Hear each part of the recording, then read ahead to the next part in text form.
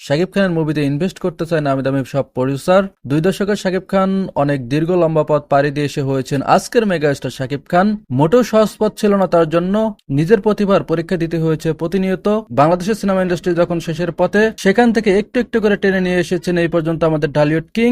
শাকিব খানের সিনেমা এখন দেশেই নয়, দুবাই আমেরিকার মতো জায়গাতেও চলে আমাদের দেশি সিনেমা। শাকিব খানের সিনেমার মান এবং তার অ্যাক্টিং স্কিলের কাছে যেমন তেমন কেউ অনায়াসে কাবু হয়ে যাবে। মূলত তার পরিশ্রম আর কাজের প্রতি সেন্সিটিভ হওয়ার কারণেই আজ এ পর্যন্ত আসতে পেরেছে। শাকিব খানের সিনেমায় এখন দেশি প্রডিউসার নয়, টাকা ইনভেস্ট করতে চান বিদেশি প্রডিউসাররাও। চাইবেই না বা কেন, শাকিব খান একের পর এক ব্যবসা সফল সিনেমা উপহার দিয়ে যাচ্ছেন আমাদের। কথায় আছে লাভে লোহা টানে, তাই জন্য তো শাকিব খানের সিনেমাতে ইনভেস্ট করার জন্য লাইন নিয়ে বসে থাকে দেশি বিদেশি প্রডিউসাররা। আমাদের দেশের সিনেমা জগতের রত্ন megastar Shakib Khan. শাকিবের upcoming movie বরবাদ আসবে এই ঈদ উল ফিতরে। যারা এখনো টিজার রিভিউ দেখেন নাই তাড়াতাড়ি যে দেখে আসুন এই চ্যানেলে। সো আজ এ পর্যন্তই। ভিডিও ভালো লাগলে লাইক কমেন্ট শেয়ার করতে ভুলবেন না। দেখা হবে পরবর্তী ভিডিওতে, ততক্ষণ পর্যন্ত সুস্থ থাকুন। চ্যানেলে নতুন হয়ে থাকলে সাবস্ক্রাইব করতে ভুলবেন না। ধন্যবাদ সম্পূর্ণ ভিডিও দেখার জন্য।